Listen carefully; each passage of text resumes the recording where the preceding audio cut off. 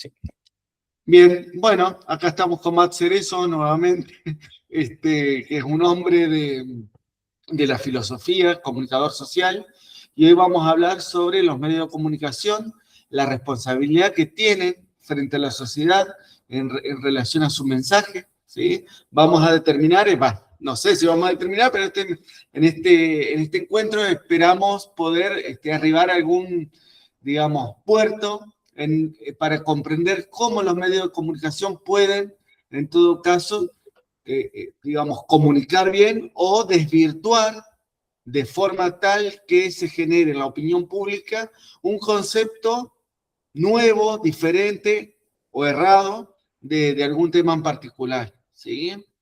Yo, sin conocer, por ejemplo, los medios de comunicación desde dentro, puedo entender o puedo decirte, que tal vez estoy equivocado, por supuesto, que el hombre por sí mismo no puede conocer todo y está atado a la confianza. Esa confianza puede ser de dos formas. Una confianza informada, ¿sí? Yo no sé de qué está hecho el sol, pero recurro a fuentes fidedignas para entender de qué está hecho el sol, o puedo confiar en la tribu X que dice que el sol es un dios, ¿sí?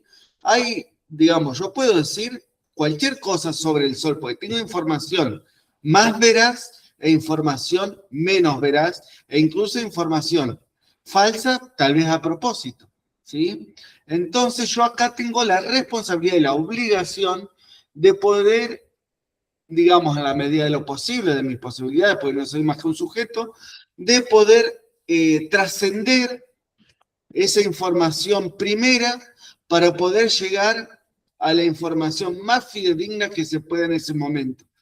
Probablemente aquellos que quieran desinformar a propósito, lo que hacen es tergiversar las cosas de tal forma que se genere en el ser humano, la persona que escucha, una visión diferente a lo que es, sobre todo, y esto es lo más grave, cuando se trata o se ataca, digamos, la individualidad y la persona en sí misma, sacándonos de nuestra naturaleza, presentando como bueno algo falso. Entonces, como el hombre está hecho para lo bueno, busca lo bueno y percibe un bien en eso que no termina de ser un bien en el fondo, pero lo toma como bien y lo asimila a sí mismo, desligándose de su naturaleza, porque no ha respondido por ahí a la responsabilidad que tiene per se de no quedarse en la primera imagen, sino buscar la fuente fidedigna última, o la última que se pueda. No sé si estás un poco de acuerdo. Sí, y gracias Agustín por la introducción, no te quería interrumpir, pero voy a tratar de ir por partes. Creo que un discurso que se usa mucho hoy y que está muy de moda, bueno, más que de moda sería el paradigma posmoderno, eh, trata de llevarnos a esta noción de que es imposible conocer la verdad y de que al ser imposible conocer la verdad, esto por supuesto no es nuevo, de hecho una de las corrientes más bien ordenadas que promulgó estas ideas ya estaba en el siglo I, pero hoy tomó fuerza digamos, con el paradigma posmoderno y te va a decir esto, ¿no? De que si es imposible conocer la verdad, entonces ¿para qué nos esforzamos? Entonces, ¿para qué la buscamos? Si total es imposible, si total es relativa. Y a partir de ahí, obviamente, que empiezan, capaz a partir de esa base, que suele estar en la gran mayoría de la sociedad aceptada, es que empiezan a surgir vertientes en donde es más fácil echar mano de la manipulación, ya sea política, económica, ideológica principalmente o lo que fuese, ¿no?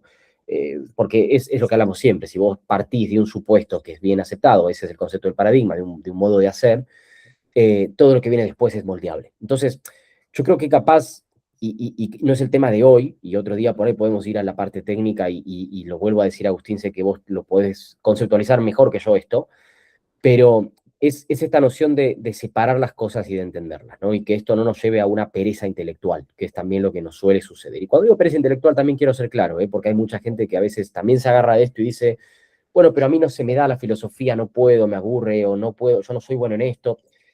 Seamos claros, acá a ver, nadie está llamado a ser bueno en todo, ni es posible. ni es sano, nadie lo es.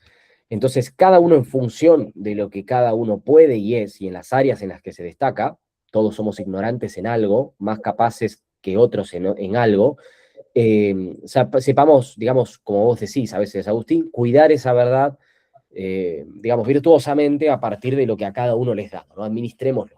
Dicho esto, y para cerrar un poco la idea y darte paso, Agustín, a lo que voy es, separemos las cosas, ¿no? Por un lado tenés la noción, si se quiere, y vos seguramente echarás mano de este concepto y lo ampliarás, de que nosotros como sujetos, digamos, estamos imposibilitados de conocer al 100% los objetos en su esencia total, corregime después los términos que por ahí no fui tan preciso, pero eso no nos quita, digamos, la capacidad de llegar a niveles de certeza altamente confiables que nos permiten tomar decisiones. Yo decía esto, digamos, nosotros no, nuestra vida se compone de tomar decisiones que si ponemos hilar fino, muy fino, vamos a terminar llegando a este callejón sin salida en el cual nada de lo que hacemos no nos requiere al menos un poco de fe. Después la diferencia será, o la charla será, ok, esa fe, ¿en dónde está puesta o en qué? Y qué tan fiable es eso, sobre lo cual estamos reposando nuestra fe. Pero vivir sin fe es imposible. O sea, el estar sentado donde estamos, el estar haciendo lo que hacemos, el agarrar un auto, tomar un avión, eh, prender la ducha o lo que fuese, es un acto de fe. Porque estás confiando en que las variables del otro lado que no podés controlar van a comportarse como vos esperás que se comporten. Y ahí donde podemos, para tratar de darle más cuerpo a esto que digo, decir, a ver, no es lo mismo, capaz, pararte debajo de un árbol que está a punto que está cortado casi en su totalidad y decir, bueno, confío en que esto va a estar todo bien, estás teniendo fe. Por supuesto que es un acto de fe. Ahora, la circunstancia que hay del otro lado reúne las suficientes características e indicios de que es bastante probable de que tengas un accidente. Certeza de que no, y bueno, por ahí justo se cayó un avión en ese momento, detuvo el árbol y a vos no te pasó nada, que existe esa probabilidad en el mundo de la probabilidad, sí, pero seamos sinceros, nosotros no vivimos de probabilidades ni andamos cuando prendemos la tostadora calculando a elevado, a qué potencia está la probabilidad de que nos electrocutemos o no. Nosotros controlamos lo que podemos controlar y a partir de ahí surgen los niveles de rigurosidad. Controlamos que no esté mojada, que esté bien el enchufe, que estemos calzados. Eso se puede ver y controlar y lo aprendes. Ahora, ya después bueno, que no sea una tostadora que esté en cortocircuito, pero todo lo demás, digamos, no está librado al azar, digamos, son patrones que si nos regimos según la disciplina más académicamente hablando, ¿no? Metafísica, nos van a dar las reglas de juego, que tienen que ver con los principios, el principio de causalidad, digamos, la ley de fuerza de gravedad, los principios de termodinámica, son cuestiones que seamos quien seamos, creamos en lo que creamos, vivamos en la época de la historia o en el lugar del mundo en el que vivamos, no lo vamos a poder cambiar y que en algún punto nos permiten partir de supuestos que nos permiten vivir. Pero bueno, retomaremos sobre el tema de la opinión pública enseguida, una vez que vos lo conceptualices también, Agustín, si es necesario. Sí, no, yo primero decirte que entiendo que todo el mundo es capaz de filosofar. Fíjate que un nene de 3 años dice qué, por qué. La filosofía es una gran pregunta, un gran signo de interrogación. Nosotros estamos casi hechos para filosofar. Lo que puede ser que haya muchas suertes intelectuales y unas puedan estar más abstraídas que otras, pero todos buscamos, en cierta forma, respuestas, ¿sí? Por eso digo que nosotros no solamente vos y yo, digo, el ser humano como especie, tiene digamos, la obligación de poder responder. Yo te voy a contar una anécdota de cuando yo era chico. Yo empecé inglés tarde, yo empecé inglés a los 11 años, y antes de empezar inglés, mi papá, que no sabe inglés, me decía cosas básicas como hello es hola, cosas. Entonces yo fui a inglés y dice la maestra Bancasta, padre, madre, mother, father, bueno. Y yo le dije, no es mother, es monster, porque mi papá ya me había dicho que madre se decía monster. Entonces, ¿qué hice yo? Yo en un acto de fe le creí más a mi viejo porque lo tenía como referencia que a una profesora de inglés. Claro. ¿Y cuál hubiera sido mi error? Mi error hubiera sido cerrarme y decir, no, no, si lo dijo mi papá es lo que mi papá dice, ¿no? Mi papá por ahí puede haber, digamos, hecho un error que por supuesto no fue a propósito, trató de ilustrarme a mí, pero por ahí sí que puede haber gente que trate de instalar alguna cuestión que no sea real, a ver, que no se condiga con la verdad, ¿no? Porque la verdad es tratar de adecuar nuestro intelecto a esa verdad. Nosotros Claro. tenemos que adecuarnos a eso. La verdad es algo que te ataca, que es de improviso, que es agresiva. La verdad no te pregunta a vos. Lo que vos haces es preguntas sobre la verdad. Bueno, ahí Agustín, me sumo rápido y normalmente en el campo de la filosofía y demás se suele sentar las bases a partir de ciertas falacias, ¿no? Que solo son las más comunes, que para decirlo mal y pronto son errores estructurales en la argumentación, digamos, ¿no? Y un poco es lo que vos planteabas. Normalmente es un poco más complejo y es más profundo, pero normalmente existen eh, algunas falacias que son las más comunes, ¿no? Y una, por ejemplo, es la falacia de autoridad, esta cual que vos decías, ¿no? Esta noción de decir, bueno, porque me lo dijo tal persona a cual socialmente se le dio una autoridad, asumo automáticamente de que es la verdad última e infallable. Yo quiero ser claro en este punto. Yo no estoy diciendo ni estoy fomentando que pensemos que todo lo que se nos da de una autoridad es mentira y que todo es manipulación y que tenemos que dudar de... Porque, digamos, no, tampoco funciona así ni es a lo que apuntamos. Es simplemente tener siempre este grado de pregunta, digamos, de decir, el hecho de que haya nacido de cierto lugar, o por ejemplo, vos hablabas de una persona, en este caso la figura paterna, ¿no? Pero bien podría ser una figura como el Estado o una figura como una empresa o lo que fuese, que es una fuente oficial, ¿no? Y decís, ok, el hecho de que hayan nacido de esta fuente no necesariamente lo hace verdad. Creo que va por ahí. Tenés también, bueno, la falacia de tiempo, que también es muy común, el hecho de que, bueno, porque algo se ha venido repitiendo durante mucho tiempo de cierta manera, por ende es verdad, aplica el mismo concepto, ¿viste? Es decir, no necesariamente. Puede que sí, ¿eh? Tampoco todo es mentira, pero puede que no. Y ahí es donde tenemos que capaz diferenciar eso. Pero bueno, eh, si querés, vamos metiéndonos un poco en lo que nos convoca, que creo que está bueno con estas bases sentadas. Dale. A ver, nosotros vivimos en una sociedad que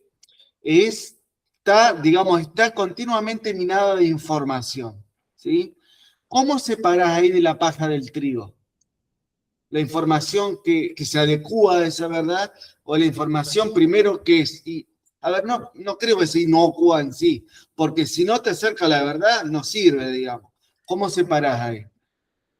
Bueno, vos lo dijiste recién, es capaz, de ese lado la cuestión es un poco más dicotómica, aunque algunos se enojen, es la verdad, o te acerca o te aleja de la verdad, digamos, ¿no? Y la verdad con mayúscula, demostrada, probada, metafísicamente, en fin, pero entraremos en detalle en eso capaz en otra charla. De manera más práctica y en un escalón más abajo, existen ciertos métodos más simples, más del día a día. Esta es una pregunta que la recibimos siempre, que tiene que ver con, bueno, ante una sociedad más mediatizada, hipermediatizada como la de hoy, con un mar de información sobre todo, cómo saber qué de esto es verdad y qué no es verdad. Eh, Normalmente suele servir como una primera instancia. Yo digo siempre, no hay que descartar de afuera para adentro, hay que descartar de lo más básico hacia lo más complejo. Entonces, entiéndanme que voy en ese orden. Descartar primero, viste, que realmente sea de una fuente oficial y que no sea cualquier persona que lo hizo así nomás, que capaz lo puedan corroborar más de una fuente, que este es un método periodístico, que ahí capaz también, viste, me suele pasar a veces, che, salió en el noticiero que van a evacuar tal edificio. Decís, bueno, pero ¿dónde salió? Y si por ahí haces un recorrido de las principales empresas que informan en un país y ves que no hay nada de eso, bueno, es bastante probable de que capaz no es por lo menos como te lo están diciendo, ¿no? Entonces, de vuelta, estoy yendo de lo más simple, ¿no? De lo más básico. Obviamente sí, hay argumentos que van pasando estos filtros y van llegando hasta lo más profundo, que es a donde quiero llegar en última instancia. Una vez que pasás eso y que vas entendiendo, yo siempre lo digo, hay áreas en las que no te pueden, o bueno, no deberían poderte engañar, porque son áreas en las que uno es más experto. Si una persona, digamos, hace tortilla de papa hace 50 años, va a ser difícil que venga una noticia falsa a decirle que la tortilla de papa lleva azúcar, bueno, no sé, o dulce de leche. Porque ya lo sabe, digamos, pero seguramente es una persona que ignora otras áreas de su vida. Y en esas otras áreas de su vida es en donde sí es vulnerable a comerse el cuento. Entonces, es, primero que nada, tener esta humildad de reconocer y decir, yo puedo ser engañado, todos podemos ser engañados en algo. Y que capaz yo sea experto en un área, que esto yo lo veo mucho, Agustín, en ciertas generaciones, por ahí de la generación X para atrás, y no es una crítica generacional, porque ninguno está exento, pero sí por ahí veo un patrón que se repite, que tiene que ver con estas cuestiones de decir, mira, yo ya vi esto, cómo funciona, por ende asumo que no existe otra posibilidad de nada, ¿viste? Ya está. Y acá es donde yo, ahí es donde, bueno, justamente ahí es donde de ahí nacen los problemas, del orgullo de decir yo no puedo ser engañado, ¿viste? Como yo no puedo ser engañado, yo tengo la verdad, a mí no me engañan, bueno, ahí es donde empieza, ¿viste? De hecho lo dice la Biblia, el que piense que esté firme, que mire que no caiga. Entonces, a lo que quiero llegar es, una vez que haces ese recorrido por ahí simple, ¿no? De revisar y aún sigue trascendiendo a la información, sigue pasando esos filtros, es donde tratás, si está a tu alcance, de conseguir una fuente primaria. Esto es más periodismo que otra cosa, ¿no? Pero digo que es, mirá, a mí me pasó, es un ejemplo, puede haber miles. Viste, se hablaba mucho del conflicto en Gaza, de Israel, Palestina y demás. Y bueno, después de hacer un repaso, yo lo que hice fue llamar a dos amigos que viven en Israel y otro que tiene un buen conocido en Palestina, que viven ahí hace un montón de tiempo, que conocen, uno es periodista, otro era militar, otro era compañero de colegio, tiene una empresa, una startup tecnológica, o sea, digamos, tampoco es que ninguno, uno era más pro-palestino, otros eran más pro-Israel, entonces, en algún punto es como que traté de cotejar, obviamente yo no me puedo basar en que esto sea la única evidencia y ya está, porque estaría tomando evidencia anecdótica y está mal, pero sí me da más luces para seguir mi investigación. Entonces yo digo, ok, es verdad, salió de fuentes oficiales. Bueno, lo corroboraron varios medios y varios líderes de opinión. Ok, lo acabo de corroborar con fuentes en primera mano, digamos. Entonces, la cosa se va acercando. Pero fíjate acá, Agustín, que yo hasta acá todavía en ningún momento dije, ya está, es la verdad, listo, se terminó. Todavía dejo abierta esta cuestión de decir, mira, puedo ser engañado. Entonces vamos a seguir en este proceso riguroso de investigar. Y también acá, claro, otra cosa, ¿no? Pues alguien dirá, bueno, pero yo no puedo andar investigando qué pasa con el petróleo, Irán. No, no, no, por eso no nos da la vida para investigar todo. Elijamos qué es más relevante.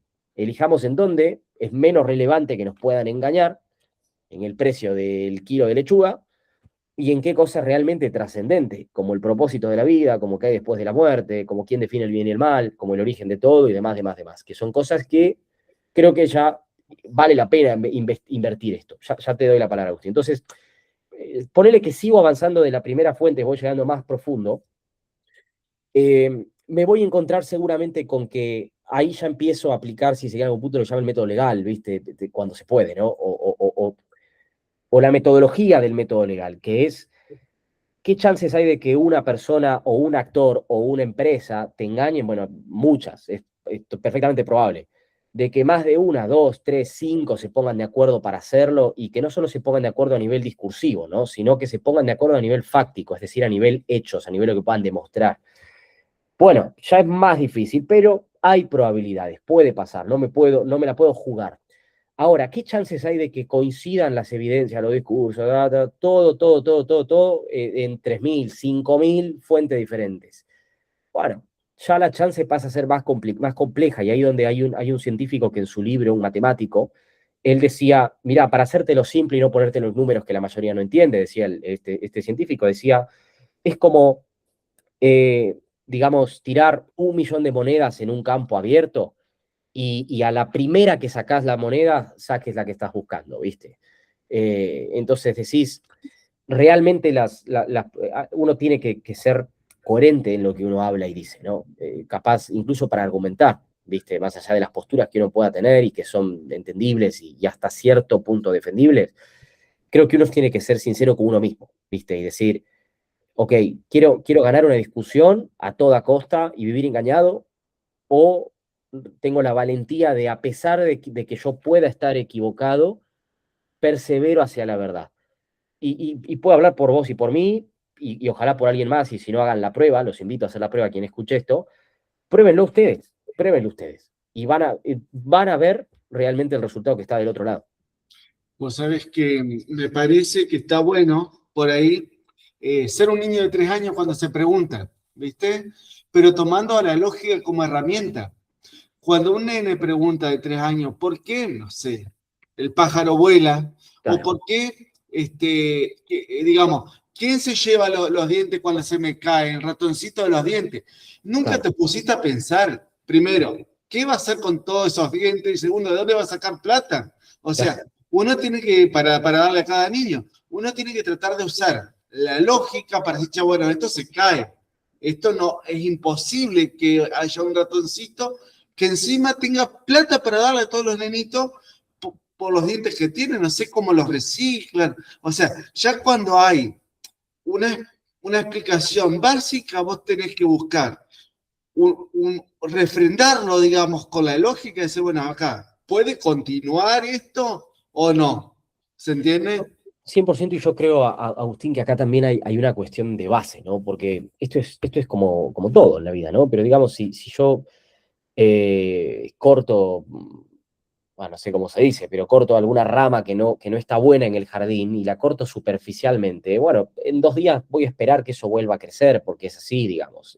Si no lo puedo arrancar de raíz, no voy a cambiar el problema de raíz. Y un poco lo que sucede hoy, bueno, sucedió toda la historia a nivel paradigmático, ¿no? O sea, digamos, en el premodernismo, tanto en su etapa predominantemente politeísta como en la siguiente monoteísta en grandes partes del mundo, tenía un paradigma, digamos. El modernismo durante esos, si no estoy mal, son 10, un poquito más siglos, también tenía su paradigma. Entonces hoy también hay un paradigma, y en ese paradigma es capaz ser conscientes y de vuelta. No, acá no, capaz alguien escuche y dice de vuelta, yo no tengo una formación, no importa, no hace falta que domines ningún concepto. El tema es entender cómo funciona. Yo creo que si uno entiende el grueso de cómo funciona, todo lo que viene después, digamos, hace más sentido en cuanto a la investigación. Y acá quiero ser claro porque no quiero que piensen que estoy cambiándoles el paradigma por uno mío, ¿viste? No, sino más bien invitándolos a que a través de la rigurosidad puedan ponerse estos lentes provisoriamente, como decía el antropólogo Levi Strauss, y que con estos lentes pueda ver. Vos entrás al cine y la película no la entendés, te pones los lentes y la ves en 3D, genial. Si te pones los lentes y no cambió nada. Pero haz el ejercicio para que veas en 3D lo que te estoy tratando de decir. Entonces, para cerrar esto y darte, y después nos extendemos unos minutos más, está perfecto, era esto de, mira, capaz a algunas personas les puede chocar, pero es un poco por donde va la mano, duro y puro. Eh, Entender que el manejo de por lo menos todo lo que se da en este mundo, y lo estoy hablando de una cosmovisión cristiana con toda la evidencia del mundo, está provisoriamente gobernado por Satanás, digamos. Que eso después hablaremos del tema de la soberanía de Dios y del control y dónde está y dónde se traza la línea, pero al estar gobernado por Satanás y después por, digamos, todas las fuerzas, digamos, de su rey, ¿no? De alguna manera, eh, es donde se desprende cierta lógica que después, otra cosa es la práctica, ¿viste? Pero que en teoría no es tan complejo de conceptualizar ni tan complejo de entender. Y capaz cuando uno entiende, digamos, patrones que se repiten exactamente igual desde el inicio de los tiempos hasta hoy, eh, es donde por ahí uno empieza a ver ciertas cuestiones del mundo y a entenderlas de otra manera. Y mientras más profundizás, más evidencia encontrás. Y acá no hablo de obstáculo epistemológico, lo puede hacer el que quiera, como quiera. Sí, no se fíen de que se los digo yo, pruébenlo ustedes. Pero digo, es acá donde yo digo, es entender cómo se maneja. Y capaz el manejo de la información hoy, en este punto de la historia, parte desde ahí, ¿no? De esta noción de que decíamos, la verdad es una sola, la mentira es mentira y no va a ser verdad, pero dentro del universo de la mentira vos podés argumentar más verosímil o menos verosímilmente posible. Y es ahí en donde la habilidad de ciertos procesos y ciertas estructuras van a facilitar que cuestiones que parecen verdad y que genuinamente parecen verdad, realmente están muy bien armadas y muy bien vendidas, en el fondo no son verdad, y eso, bueno, quien tiene ojos lo ve, pero digo, va por acá el tema de meterte tanta información, de que sea tan difícil hoy diferenciar ciertas cuestiones a veces básicas, de, che, este video es inteligencia artificial o no, che, esta promoción será verdad o no, esta venta será estafa o no, todo eso, digamos, nace primariamente de esto que te estoy contando. Nosotros para cerrar, porque bueno, ya tenemos que irnos, pero para cerrar, nosotros estamos caminando en niebla, una niebla densa, más o menos densa. Capaz que uno naturalmente tiene mejor o peor visión, entonces la niebla se le hace naturalmente más o menos densa. Pero uno tiene, y esto es importante, todos tenemos herramientas para vencer esa niebla. Algunos irán tanteando, otros tendrán un tipo de linterna que genera que esa niebla se disperse, otro tendrá forma de ir, digamos, venciendo, caminando y venciendo esa niebla que está, pero todos tenemos la responsabilidad de avanzar, ¿sí? Ninguno tiene la responsabilidad de quedarse y decir, "Ay, bueno, está ahí y ya está", porque si no, no nos correspondemos a nuestra naturaleza. Si no nos correspondemos a nuestra naturaleza, nos descendimos de nosotros mismos y nos animalizamos en el mal sentido de la palabra, digamos, ¿sí? Entonces yo un poco quería cerrar con esa reflexión, ¿no? Que estamos caminando en la niebla, pero tenemos las herramientas como para poder, que es la lógica en mi sentido, en mi pensar, que es como para poder avanzar sin estar tropezándonos, digamos, a cada instante. Totalmente, totalmente, Agustín, y gracias. Perdón, tampoco te quería interrumpir demasiado, pero a ver, digamos, es importante que esto se entienda capaz a nivel em, más visual, ¿no? Es un ejemplo, ¿no? Figurativo. Pero entender que esto va más allá de capaz, viste que hoy se habla de las fake news, ¿no? Como fenómeno social. Y lo que sucede con las fake news, las noticias falsas en castellano, sería lo que hablamos, ¿no? Entre una noticia verdadera y 10 falsas son muy parecidas, cómo las diferencias, en fin. Muchas veces nos comemos el cuento, está demostrado que una vez que una mentira circuló, ya después no hay vuelta atrás, o de hecho, aunque lo rectifiques en un comunicado y demás, ya el 80% de las personas que lo vieron inicialmente se quedaron con la versión número uno, lo cual genera daños irrecuperables, pero bueno, y lo que sucede es que por ahí la gente dice, no, bueno, pero es que son los periodistas, ¿viste? O son los medios, son la prensa. Y si bien a veces tiene que ver con esto, creo que acá queda en evidencia una brecha generacional que hace muchos años no se daba, ¿no? Esta cuestión de que obviamente tenemos muchas diferencias por ahí nosotros con nuestros padres y demás a nivel generacional, pero la diferencia que están empezando a ver entre nosotros y nuestros hijos, para dar una referencia a tiempo espacial nomás, empiezan a ser mucho más grandes de las que por ahí tenemos nosotros con nuestros padres, nuestros padres con nuestros abuelos y así para atrás. Por un tema paradigmático, además de los cambios tecnológicos a nivel técnica, ¿no? Que se han dado en el mundo en los últimos años. Y entonces lo que sucede ahí es que tenés medio polarizado, hablando mal y pronto, de todo un grupo etario, generacional, esto suele ser inherente a la mayoría de países del mundo, que tiene una gran desconfianza hacia los medios digitales de comunicación en su amplia oferta, ya sea streaming, redes sociales, blogs, YouTube, lo que fuese, una extrema desconfianza, y todavía una gran confianza en los medios tradicionales, radio, televisión, diarios, aunque digamos una página web de un diario es lo mismo, aplica a la misma empresa. Eh, y por ahí del otro lado tenés una otro lado, es decir, de mucha desconfianza a los medios tradicionales, por muchos años nos mintieron o a mis padres, y lo que hay es esto, lo digital, que se ayornó mejor, que está más adaptado, tiene mejores recursos. Si hablamos a nivel empresa, hoy la empresa periodística a nivel global invierte un poco más en digital y no tanto en tradicional. Si hay más plata, la comunicación es más eficaz. Esto es simple, o sea, esto ya es hasta psicología del consumo. Si vemos un video que está mejor iluminado, mejor hablado, mejor actuado, mejor editado, bueno, va a ser más probable que nos convenza que si es uno que no tiene todos estos elementos. Entonces, y así esto aplíquese a un video de cualquier persona, a una película, a una serie, a lo que fuese. Entonces, lo que va a pasar acá es, se da esta polarización eh, y se pierde de vista lo que realmente importa. Se pierde de vista el decir, y esto te lo digo con conocimiento de causa, la empresa periodística está nucleada por uno, dos tres, pero todos responden a lo mismo, grandes grupos, que son los que nuclean, en este caso ya ni siquiera la programación es irrelevante, ni saben qué se pone, sino la ideología detrás, qué hay detrás, qué se comunica detrás de manera concreta y real. Lo demás es relleno, lo demás es, bueno, háganlo. Entonces, se termina perdiendo el objetivo de que en realidad existe un discurso predominante, que ese discurso predominante obviamente tiene diferencias superficiales, por supuesto, porque si no, no sería creíble, pero que en esencia parte del mismo lugar, y que ese discurso predominante nace de muy pocos actores, que no estoy diciendo que sean superhombres, muy pocos actores organizados en función de un montón de intereses, obviamente, en su mayoría ideológicos, políticos y económicos, suelen convergerse en lo mismo, y que a partir de acá, a nivel social, se empiezan a establecer conceptos y a bajar líneas, como se dice. Entonces, acá es donde yo digo, esto va más allá del canal tal, esto va más allá del periodista tal, que ni se entera de esto que estamos hablando. Y no lo digo, digamos, faltándole el respeto a la profesión y al profesional, ¿no? Que seguramente lo hagan de la mejor manera y con las mejores convicciones e intenciones en la mayoría de los casos. Pero sí digo que existe algo que va más allá de acá, que está por arriba incluso de lo que se comunica en lo que vemos y en las redes sociales. Vos lo podés pensar del otro lado. ¿Cómo hace una marca para digamos, incrementar el ratio de conversión de ventas frente a una audiencia?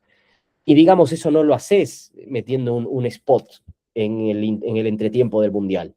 Lo haces en una campaña sostenida en el tiempo, con objetivos y que sea full funnel, como se llama, que aplique a toda la audiencia que querés llegar por todo lado. Vos no querés que a tu marca la vean 2 minutos, querés que la vean en todo lado, querés que la vean cuando desbloqueas el teléfono, cuando estás en tus redes sociales.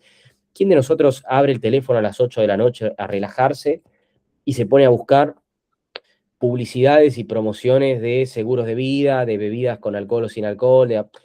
Ninguno. Digamos, nosotros capaz entramos en teoría a buscar otra cosa, pero el efecto de lo que tiene este mundo, si querés acá ya esta sociedad de consumo, ha dado el caldo de cultivo perfecto para que también a través de la tecnología digital podamos llegar a este nivel. Y es ahí en donde yo digo, mentiras hubo siempre. Actores que querían, bueno, depende el autor que tomes, pero querés tomar para conceptualizar nomás, Althusser, que te va a hablar de ideología y decir grupos dominantes y dominados, que los dominados replicaban la ideología dominante. Bueno, existió toda la vida de la historia de la humanidad, eso no es nuevo, para nada. La diferencia de hoy, que quiero ser claro, no estamos inventando nada, es que el escenario, el contexto, el tiempo-espacio, el caldo de cultivo nunca fue tan apto como el que tenés hoy para que las ideas de cierto grupo de gente calen tan hondo en el otro grupo de gente. Y por ende los efectos, que ya los estamos viendo. Antes, disculpaba yo para cerrar, antes uno miraba la televisión, no estaba de acuerdo con el periodista, la apagaba y ya estaba. No había una réplica tampoco. Ahora lo que hay es tanta información, que uno le presentan un bien aparente y lo sigue. Y capaz que está recontrarrado, ¿entendés? Está trabajado para que la información confunda y que un bien aparente sea el bien que sea seguido, digamos. Entonces está, digamos, que la estrategia por ahí tal vez cambió, pero la finalidad es un poco la misma, ¿no? Que se presente un bien como aparente. Exactamente.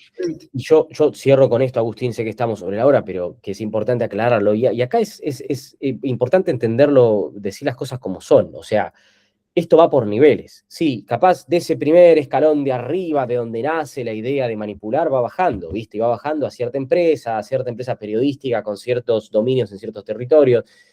De ahí va bajando, si querés, ya a quienes por ahí tienen el micrófono, por decirlo de alguna manera. Y los intereses en cada escalón son distintos, porque la realidad de cada escalón es distinto, pero digamos, el fin último digamos, la cocina en general es la misma. Entonces, yo te pongo un ejemplo. ¿Cuál es el fin del último eslabón, del más bajo, del periodista, del streamer, del comunicador, que no sabe, ignora todo esto, y si lo sabe, será una excepción? El fin último generalmente suele ser económico. Yo quiero ser claro acá, Agustín, yo no estoy juzgando nada, yo no estoy parado en juez de nada, lo estoy conceptualizando. Y puedo probar todo lo que estoy diciendo. Entonces, lo que digo es, acá, en ese último eslabón, el periodista, ¿qué motivación tiene? Económica, normalmente económica. Te pongo un ejemplo. Todo bien con la rigurosidad periodística y tratar de comunicar a la sociedad, pero yo tengo que comer y tengo que darle de comer a mis hijos. Entonces, si a mí la marca que me paga las cuentas es X marca deportiva, y yo les voy a dar más rodaje a esa marca deportiva y no a la competencia. Yo estoy hablando de las dos, ¿eh? Yo no omití información, yo no cometí un acto no ético periodístico, porque acá la gente entra, viste, a hilar fino, y leemos fino si quieren, no hay problema, pero es donde tienen que entender que ahí es donde se pierde el foco de lo que quieren que perdamos el foco. Entonces sí, no es un tema de que, no, mirá, no comunicó lo que pasó en tal país. ¿Por qué? De vuelta, ¿es grave lo que está pasando en Gaza? Seguramente sí. Ahora, ¿por qué todo el mundo habla de Gaza y nadie está hablando de lo que pasa en Nigeria con el Boko Haram, por ejemplo? O nadie está hablando de lo que está pasando en Filipinas o lo que está pasando en un montón de lugares más. Y esto no es un tema de que los filipinos sean más importantes o el de acá o hay interés político o Israel, no, sino tiene que ver con esta noción. Si vamos a regirnos por ese concepto, ¿por qué le damos más protagonismo a una cosa que a la otra? Cuando no hay un interés periodístico real, ¿eh? Porque hay otra cosa. Hay países en los cuales hay una comunidad de cierto país que es más grande y por ende se le da más preponderancia a esas noticias. Bueno, hay una lógica periodística que no hay mucha vuelta que darle. Está perfecto, digamos. O sea, yo no voy a informar sobre Camboya si no hay camboyanos en Argentina, es un ejemplo. Pero, digo, si me voy a regir sobre si esas variables están equiparadas, ¿por qué tomo partido del uno o del otro? Normalmente suele ser económico. En un escalón más arriba ya suele escalar algo político. Y vos pensalo al mismo tiempo que hacemos esta escalera, del otro lado, pasa lo mismo, que es decir, mira, una persona, ¿no? Que suelen ser las minorías siempre. Por eso es que se genera esta ilusión de que cuando de la zanahoria, ¿no? Arriba corriendo la zanahoria, de que cuando llegues a alcanzar esto vas a estar bien. Ahí sí se van a acabar tus problemas, ahí sí vas a estar bien, ahí sí no vas a tener más problemas, ahí sí ya no vas a estar más estresado, como siempre hay una zanahoria más. Entonces yo digo esto siempre, Agustín, y esto lo hablo acá. En mi vida, por diversos motivos, personales y familiares y contextuales y demás, yo pude conocer y relacionarme profundamente con gente de diversas culturas, de diversas religiones y de diversas realidades socioeconómicas, muy polarizadas, muy polarizadas. Yo tenía un amigo que tenía un helipuerto en la casa, literalmente. Y también tenía un amigo que no desayunaba. Entonces, para dar un ejemplo. Y dicho esto, vos un poco empezás a entender cosas, además de lo que lees y estudiás, de lo que ves en el día a día y este tipo de cosas. Y ves que de ese primer escalón para llegar al segundo, un poco lo que te motiva o el problema que solés tener es económico, la gran mayoría de las personas, nos incluimos. Ahora, entonces vos decís, ok, si llego a tener tanta plata, viste, hay gente que por ahí desde la economía, más a nivel técnico, no lo critico, lo entiendo, porque están simplemente, digamos, conceptualizando, no lo hacen con una mala intención, pero ellos hacen este estudio de que el monto que una persona necesitaría para salvarse a él, a su familia y a sus nietos sin trabajar nunca más es 3 millones de dólares, 5 millones de dólares, bien invertidos. ¿Cuántas personas en el mundo tienen 5 millones de dólares o más? Yo te aseguro que menos del 1%, seguro, seguro. Es imposible que sea el 1% o más. Ok. Entonces ya sabemos de que no es común, no es que uno en la cuadra tiene 5 palos verdes en el banco. Entonces, dicho esto, ¿qué pasa? Normalmente la motivación, que la gran mayoría de gente no llega a cumplir, a llegar a 5 millones de dólares, entonces dice, claro, bueno, se mata tratando de llegar, muere ahí, chao, esa fue su motivación, no había más, muere en ese escalón. Ponele que alguien lo logra y lo hace, porque hay, raro, pero lo hay. Cuando ya el problema no es la plata, cuando ya no lo podés mover por intereses económicos, comunicate esto porque te pago, porque ganás plata, en su diverso manera de hablar de plata, ¿no? Ya pasa a ser lo político, ya pasa a ser el poder el que está en el medio, ¿no? Y el decir, ok, ya plata, o sea, ¿en qué tanto mejor voy a poder comer si ya como todos los días el mejor restaurante de la ciudad? ¿Qué tanto mejor puedo ver la tele si ya me compré la mejor tele del mercado? O sea, digo, llega un punto en el que ya la plata no te da más. Entonces llegás y decís, yo estoy pensando a nivel ser humano, ¿no? Decís, bueno, el poder. Y si querés, orquestémoslo hoy en general, en Estados-nación, en política. Bueno, voy a empezar a influir en la política. Me voy a lanzar de político, voy a patrocinar a alguien, pero entonces yo voy a tener la injerencia. O sea, lo que pase en el país, en la ciudad donde sea, yo voy a estar atrás. Y si no se hace esto, porque si yo lo hago, nadie hace nada. Ya la motivación pasa a ser política. Te hablo de altas esferas de comunicación. Existen, bueno, no sé si muchas, pero hay un grupo que no son 5, son un poco más, que ya su motivación es política y esa política va escalando. Y si llega ya al último escalón de arriba, ponele que ya lo hiciste, además ya fuiste presidente o ya pusiste presidentes o ya tenés injerencia en toda la mayoría de gobiernos, organismos y demás, que también hay gente que lo hace, no son muchos, son poquitos, pero los hay, también. ¿Qué más te motiva? ¿Con qué te agarras? Y ahí es donde ya empieza a entrar la cuestión ideológica. No es raro que estas personas que son excepciones y que hablamos, digamos, que ya ni el dinero ni lo político los mueve porque ya lo alcanzaron y ya lo tuvieron, empiece a tratar de interesarse, y acá no hay ninguna excepción. Yo no conozco, nómbreme uno, anímense, porque de verdad no conozco ninguno que me digan que no esté interesado al menos en algo vinculado con la filosofía, con el ocultismo, con las religiones vinculadas con este tipo de cuestiones. Uno solo, no hay ninguno solo que no esté vinculado con esto. Y esto no tiene que ver con esto de no, bueno, porque eh, perdón, lo digo con respeto, ¿no? Pero digo porque son aliens y porque hay una conspiración. No, hablando las cosas que son, las cosas que no lo sé, pero lo que sí sé y está comprobado, y yo lo sé y me hago cargo, es esto, ¿viste? Decir, ok, de esa última esfera ya pasa a ser una motivación ideológica. Ya lo que quieren transformar, o tener la idea de que transforman, porque en última instancia no lo hacen, es lo que yo hice y transformé acá, ya no tuvo injerencia económica ni política en este tiempo y espacio. Trascendió, fue una idea que fue un concepto, que trascendió tiempo y espacio, se fue mucho más lejos y trascendió generaciones.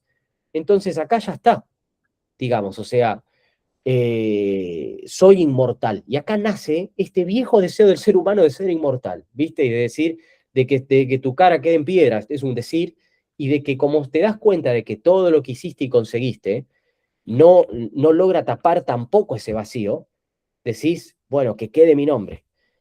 Cierro con esto. ¿Cuántas personas en el día a día conocen a Marco Tulio Cicerón, por ejemplo? Yo te aseguro que el 95% no lo conoce. Y lo importante que fue su época y el legado que dejó. Literal, tengo que dejarte un minuto, pero metele que hay. Solamente esto. San Agustín dijo, nos hiciste para ti, nuestro corazón estará inquieto hasta que descansemos en ti. Eso es todo. Así que, adiós.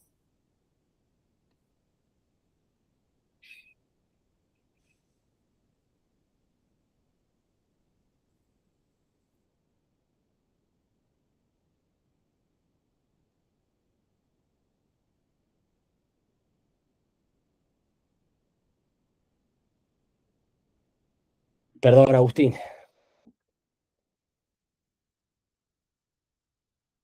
¿Estás?